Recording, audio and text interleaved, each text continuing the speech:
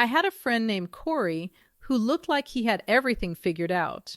New apartment with floor-to-ceiling windows in a trendy part of town. A leased BMW 3 Series that he washed every Sunday like a ritual. Clothes from brands I couldn't even pronounce. Dinner at restaurants where the menus didn't list prices. When we'd go out as a group, Corey was always the first to suggest somewhere expensive. He'd throw his card down without flinching, order a second round of drinks for the table, and tip 25% like the number didn't register. I genuinely believed Corey was rich. Not just comfortable, rich. I assumed he had investments, savings, maybe family money. The kind of financial cushion that lets you move through the world without hesitation. I measured my financial life against his, and every time I did, I felt behind.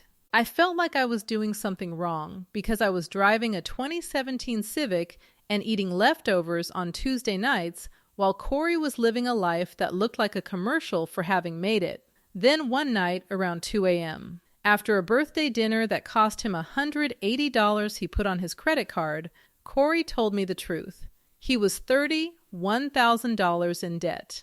Credit cards, personal loan, car lease he couldn't actually afford. His checking account had $412. His savings account had zero. Literally zero. He hadn't contributed to his 401k in over a year because he'd reduced his contribution to 0% to free up cash flow for the lifestyle he was performing for everyone around him. Corey wasn't rich. Corey was broke. Worse than broke. He was in a hole that was getting deeper every month while the surface of his life looked more polished than ever. And nobody knew. Not his friends, not his coworkers, not the woman he was dating, nobody. Because Corey had mastered the only skill that modern American consumer culture actually teaches you: how to look like you have money when you don't. I think about Corey every time I see someone living a life that looks a little too perfect, a little too curated, a little too effortless. Because after that conversation, I started noticing patterns, small signals. Behavioral tells that separate people who actually have money from people who are spending money they don't have in order to look like they do. This video is about those signals. 9 of them. 9 signs that someone in your life, maybe a friend, a coworker, a family member, maybe you, is secretly broke despite looking rich. Some of these are obvious once you hear them. Others are subtle enough that you've been staring at them for years without recognizing what they mean. Let's get into it. They always want to split the bill evenly instead of paying for what they ordered. This sounds like a small thing.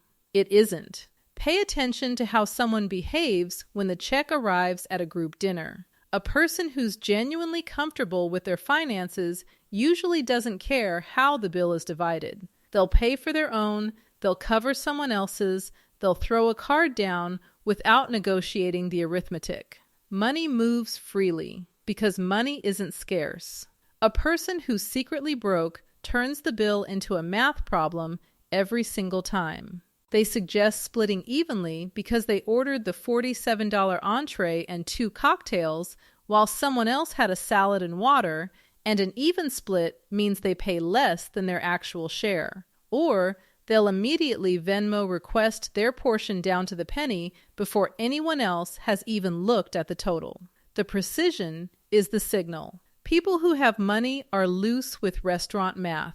People who are performing wealth need the restaurant math to work in their favor because every dollar matters more than they're letting on. Here's why this connects to something bigger. 26% of Americans say they regularly spend more than they earn, according to a 2025 survey.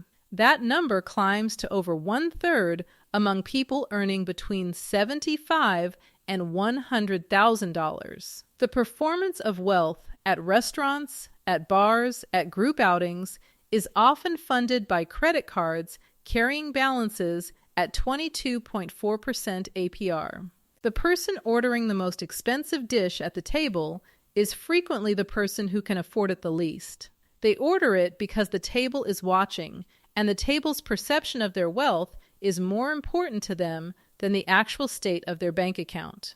They lease instead of own, and they lease often. There's nothing inherently wrong with leasing a car. But when someone is cycling through a new lease every 2 or 3 years, always in a premium brand, always in the latest model, that pattern tells you something specific about their relationship with money. They're paying for the appearance of a car they'll never own. The average new car payment in America hit $767 a month at the end of 2025, according to Experian.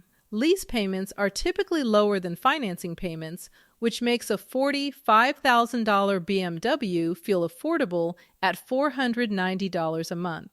But here's what leasing actually is.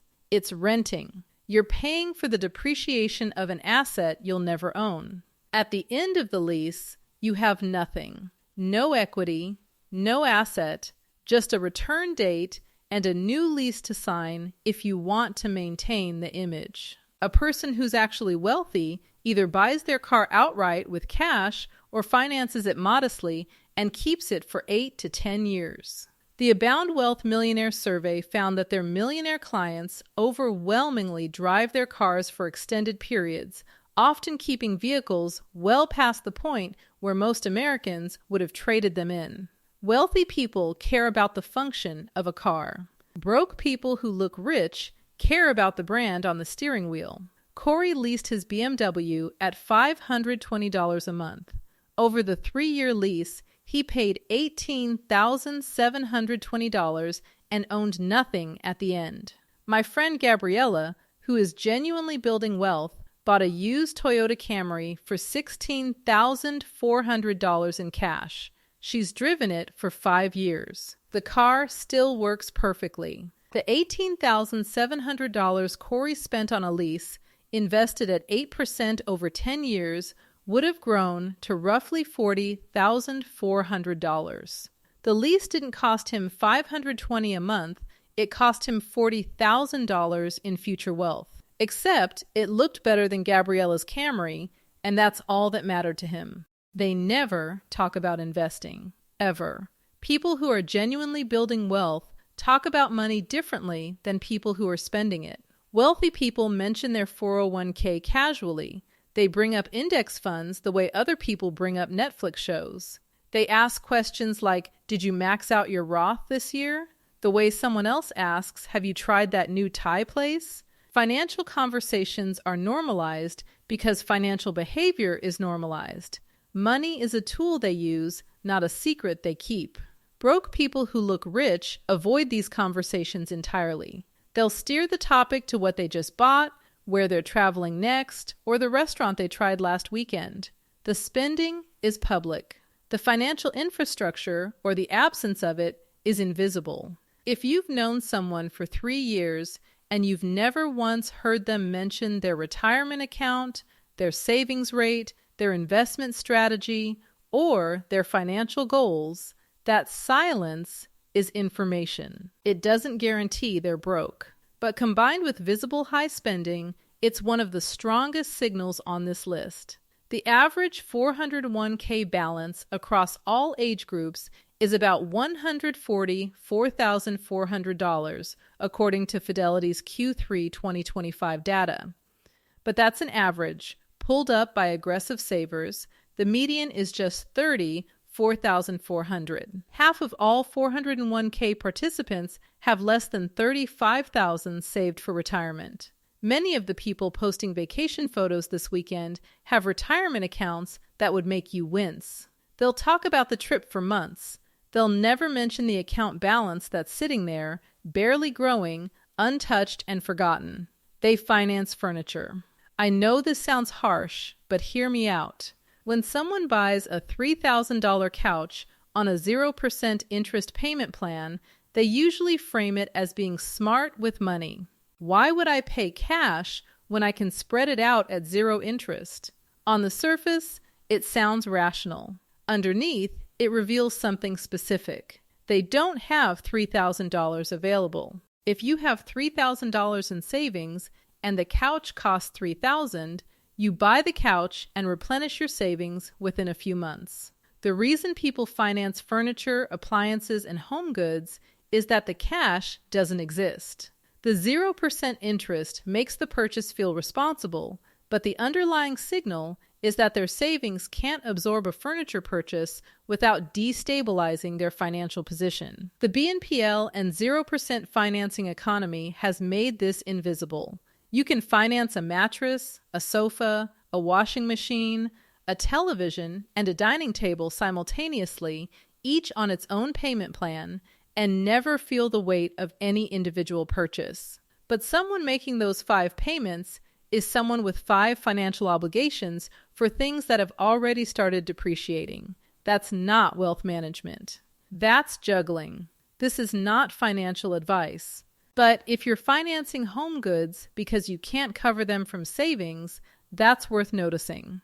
And if your friend is financing visible purchases while never mentioning savings or investing, the math is telling you something the Instagram posts aren't. They have strong opinions about expensive brands, but vague knowledge about interest rates. This is one of the most reliable signals because it reveals where someone's attention lives. A person who is genuinely wealthy can tell you their mortgage rate to the decimal. They know their credit card APR. They know the expense ratio on their index funds. They can explain the difference between a traditional and Roth 401k because they've actually thought about which one benefits them more. Financial mechanics occupy real space in their brain because financial mechanics are how they built what they have. A person who is secretly broke can tell you the thread count on their Egyptian cotton sheets, the difference between a Birkin and a Kelly bag, and why their sneakers cost $340. They know retail. They know labels. They know the language of consumption with the fluency of someone who has studied it for years. Ask them their credit card APR, and they'll look at you like you asked them to recite the periodic table. This attention asymmetry is the psychological engine underneath every other sign on this list. Where your attention goes, your money follows. Wealthy people pay attention to financial infrastructure. Broke people who look rich pay attention to financial theater. One builds a future, the other builds an impression. They can coexist in the same income bracket, the same zip code, the same friend group, looking almost identical from the outside while heading toward completely different financial destinations. They experience visible stress around unpredictable expenses. Watch what happens when someone's car breaks down, their phone screen cracks, or their dentist says they need a root canal. A person with financial margin handles these moments with annoyance, but not panic. It's frustrating. It's inconvenient. It's not a crisis because they have an emergency fund specifically designed to absorb exactly this kind of expense. A person who is secretly broke reacts to unexpected expenses with a level of emotional intensity that doesn't match the scale of the problem. A $600 car repair becomes a week-long mood. A surprise medical bill triggers visible anxiety. A broken laptop sends them spiraling into Venmo requests and whispered conversations about money they weren't planning to have. The stress response is the signal. A $400 emergency should be an inconvenience for someone earning $60,000, $70,000, $80,000 a year. If it's a crisis, the crisis isn't the $400. The crisis is that there's no buffer, no margin, no emergency fund. Every dollar is allocated to the performance of wealth, and there's nothing left over for the reality of life. 24% of Americans have zero emergency savings heading into 2026. Among those who do have something saved, the median emergency fund balance is roughly $600, according to Empower data. $600. That's one car repair, one ER copay, one broken appliance away from financial chaos. Nearly half of Americans say they couldn't cover a $400 emergency expense without borrowing or selling something, according to Federal Reserve survey data that has shown consistently alarming results year after year. Your friend who panics over a parking ticket while wearing a $300 jacket isn't being dramatic. They're showing you, without meaning to, that the visible spending consumed the invisible safety net. The jacket exists. The emergency fund doesn't. They have a new subscription or membership for everything. The wealthy people I've studied tend to be ruthlessly selective about recurring expenses. They audit subscriptions quarterly. They cancel things they're not actively using. They view every monthly charge as a permanent commitment until they manually end it, and they take that permanence seriously. The Ramsey Solutions Millionaire Study found that 94% of millionaires lived below their means consistently. Part of living below your means is controlling what leaves your account on autopilot. Broke people who look rich tend to accumulate subscriptions and memberships the way a ship accumulates barnacles. A gym they visit twice a month at $69. A premium Spotify plan. 4 streaming services. A meal kit delivery they used for 2 weeks and forgot to cancel. An app-based meditation service. A cloud storage upgrade from a project last year. A wine club that sends bottles they don't open. Each one is small. $12 here. $14.99 there. A 2026 study found that the average American spends $219 a month on subscriptions while believing they spend $86. That gap of $133 a month is nearly $1,600 a year in silent spending, invisible, automatic, completely unexamined. When someone tells you about their new subscription, their new membership, their latest it's only $10 a month commitment, that's not a person who is building wealth. That's a person who is leaking it, drip by drip, through dozens of tiny holes they haven't bothered to look for. Because each individual hole feels too small to matter. They upgrade their phone every cycle. When someone has the newest iPhone within the first month of release, every single year, that's roughly $35 to $65 a month on a device payment plan that never ends. Over a decade, that habit costs between $5,000 and $9,000 compared to keeping a phone for 3 to 4 years. But the financial cost is secondary to the behavioral signal. A person who upgrades annually is a person for whom staying current is more important than staying solvent. The new phone isn't a tool upgrade, it's a status signal. It says I can afford this, except the payment plan means they literally cannot afford it, which is why it's on a plan. The phone is a prop in the same play as the leased car, the financed furniture, and the restaurant meals on a credit card. Each prop is real. The show they're performing in is fiction. Wealthy people use their technology until it stops working efficiently. The Abound Wealth millionaire clients keep their cars for extended periods. The same principle applies to phones, laptops, and every other depreciating device. When you view technology as a tool instead of a signal, you replace it based on function, not fashion. The quietly wealthy person at your office is probably using a phone from 2 or 3 years ago, and they haven't thought about it once since the day they bought it. They always have something coming up that prevents saving. I'll start saving after the trip. I'll max out my 401k once I pay off this card. Next quarter is when I'm really going to get serious. Once the holidays are over, I'm locking in. If you've heard these phrases from someone who simultaneously never seems to lack money for restaurants, clothing, and experiences, you're watching someone narrate a savings plan they have no intention of following. The excuse is always temporal. There's always something between them and financial responsibility, and that something is always about to end. Except it never ends. The trip becomes the holidays, become the car repair, becomes the wedding season, becomes the trip again. The delay is permanent. The spending is permanent.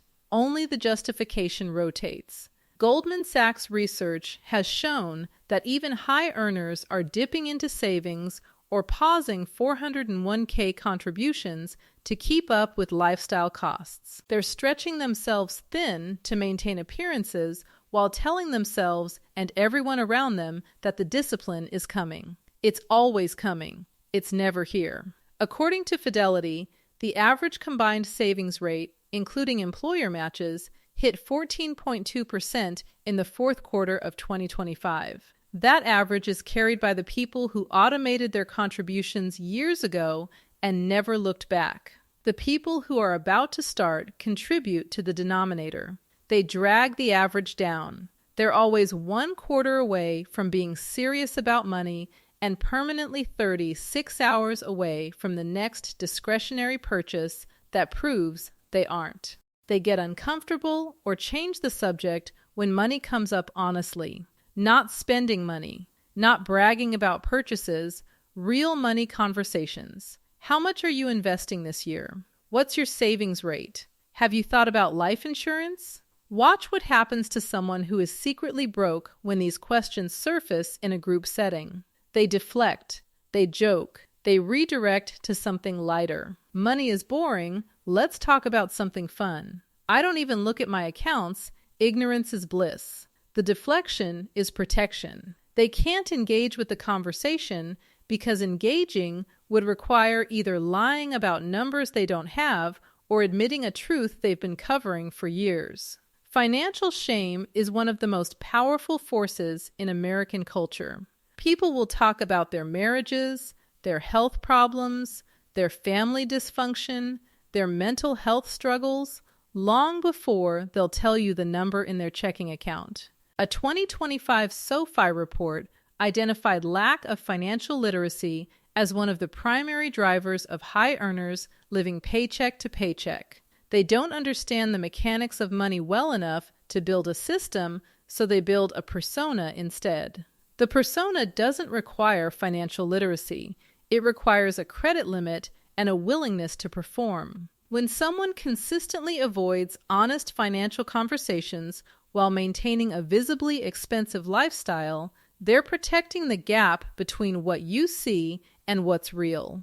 The avoidance is the confession. The joke about not even looking at my accounts is the most honest thing they've said all night. They're telling you, in plain language wrapped in a laugh, that they have no idea what's happening with their money. Ignorance isn't bliss. Ignorance is how you end up $31,000 in debt with $412 in checking while everyone around you thinks you're thriving. Let me step back here because I want to be clear about something important. This video is not about judging your friends. It's not about looking down on people who are struggling financially. Nearly every person I've described in these 9 signs is operating inside a system that is specifically designed to make them spend. The consumer economy spent over $360 billion on advertising last year. Credit card companies offer higher limits to people who are already in debt. Car dealerships extend 84-month loans because shorter terms would price people out of the vehicles they've been trained to think they deserve. Every single force in the American financial ecosystem pushes toward consumption and away from accumulation. Recognizing the signs isn't about judgment, it's about awareness. For yourself, for the people you love, for the patterns that might be showing up in your own life that you haven't examined yet. Because here's the thing I realized after Corey told me the truth that night. The reason I felt behind for so long wasn't that I was doing worse than him. I was actually doing better. My Civic was paid off. My credit card was paid in full every month. My 401k contribution was at 12%. I had a small emergency fund that was slowly growing. By every meaningful financial metric, I was in a stronger position than the person I'd been measuring myself against for 3 years. The only thing Corey had that I didn't was the appearance of wealth.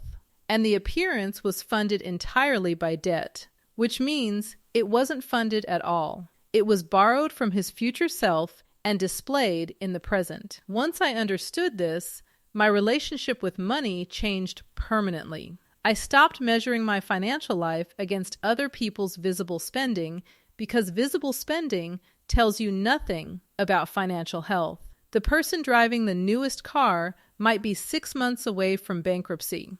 The person carrying the designer bag might have $14 in savings. The person ordering the most expensive thing on the menu might be putting it on a card with a $9,000 balance at 22%. Real wealth is invisible. It lives in retirement accounts, in index funds, in paid-off mortgages, in emergency savings, in the gap between income and spending that nobody can see from the outside. The Ramsey Solutions National Study of Millionaires found that 94% of millionaires lived below their means. 88% of American millionaires are self-made. The average millionaire took 32 years to build their wealth. They went to public schools, they drove used cars, they looked ordinary, because looking ordinary was a byproduct of the thing that actually mattered, building wealth instead of performing it. The 9 signs I just described are all symptoms of the same underlying condition. A financial life organized around what other people can see instead of what actually compounds over time. The leased car is visible. The 401k is not. The designer clothes are visible. The Roth IRA is not.